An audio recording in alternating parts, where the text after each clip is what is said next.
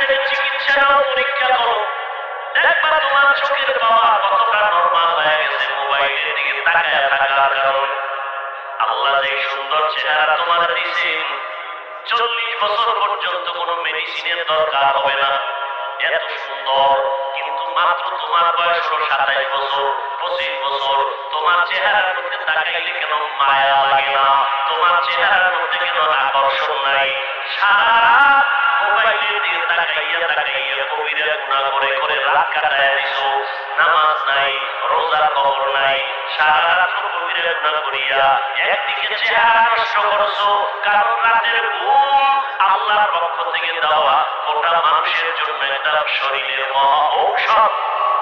রাতের ঘুম দিনের টানা, রাতের ঘুম শরীরের জন্য মহা ঔষধ। আমরা ওয়াজ মাহফিলের কারণে অনেক সময় রাতে ঘুমাইতে পারি না রে বাবা, কিন্তু তুমি ঘুম কেন নষ্ট করছো? মোবাইল দিয়ে কবিরা গুনাহ করে করে গুনাহ করিয়া তুমি রাত কাটায় দিছো, ঘুমাও নাই। তোমার চেহারাও গেছে, তোমার কিডনিও যাচ্ছে, তোমার কানের পাশ নষ্ট, হার্ট দুর্বল হয়ে যাচ্ছে, কেমন জানি বুকে ব্যথা আগে থেকে বাড়তেছে। আল্লাহ মাফ করুন, কখন জানি তুমি স্ট্রোক করে মরে যাও, তোমার মাথা ব্যথা আগে থেকে বেড়ে গেছে, তোমার চোখের পাওয়ার নষ্ট। এখন বই পড়লে তুমি পড়তে পারো না, 10 মিনিট পড়লেই তোমার মাথা ব্যথা শুরু হয়ে যায়। স্কুলের ছেলে মেয়েদের অবস্থাও এক। আর কত অন্যায় এই মোবাইলের দ্বারা করতেছে রে বাবা। আল্লাহ পাক রব্বুল আলামিন মানুষের গুণ কি? আল্লাহ বলেন, আমি মানুষ কেন বানাইছি? ওয়ামা খালাকাতুল জিন্না ওয়াল ইনসা ইল্লা লিয়াবুদুন।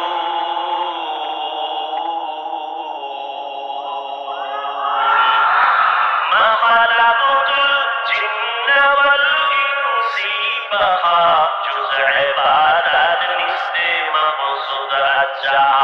আল্লাহ মানুষ বানাইছেন ইবাদতের জন্য। কার ইবাদত?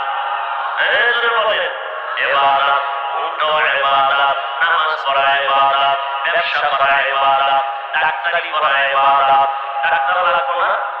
সব বেঈমান যদি আমার বিরুদ্ধে চলে যায় ফিলিস্তিনের মতো, আরে ওই ইসরায়েলের মতো, মুসলমানের কোনো চিকিৎসা দেওয়া হবে না। আমগো ডাক্তার তোমাদের চিকিৎসা দিবে না, আমার হসপিটাল মুসলমানকে চিকিৎসা দিবে না। তখন আমার কলেজের ছেলে মেয়েরা, ডাক্তারি বইরা যারা মানুষের মতো মানুষ হবে, এরা দাঁড়াইয়া বলবে, এই বেঈমানের বাচ্চারা, তোদের চিকিৎসা আমাদের দরকার নাই, তোদের কোনো ঔষধ আমাদের লাগবে না, আমাদের মুসলমানের জন্য আমরা মুসলমান ডাক্তারেরাই যথেষ্ট। এই জন্য বলি বাবা, স্কুলে বড়, কলেজে বড়, তবে আল্লাহ পাক রব্বুল আলামিন যেই জন্য তোমাদের বানাইছেন, এই খেয়াল রাখবা ওই জিনিসটা ইবাদতের জন্য। ইবাদত মানে তুমি যা করবা, যা বলবা সব আল্লাহর জন্য, নবীর তরিকায়। বান্দারা তুমি পানিটা পান করবা নবীর সুন্নাত অনুযায়ী, তো ইবাদত। বাথরুমে ঢুকবা নবীর তরিকায়, ইবাদত।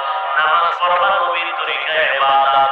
দোকানদারি করবা নবীর তরিকায়, ইবাদত। কারোর সাথে বন্ধুত্ব করবা নবীর তরিকায়, ইবাদত। কাউকে দুশমন বানাইবা নবীর তরিকায়, তাও ইবাদত।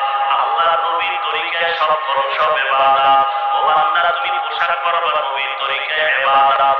নবীর তরিকায় তুমি ঘুমাইবা, তাও ইবাদত। কান্না করবা নবীর তরিকায়, ইবাদত। মাঝে মাঝে তুমি হাসিও যদি দাও নবীর তরিকায়, তাও হবে ইবাদত। স্ত্রীর সাথে স্বামী হাসবে, সৎকার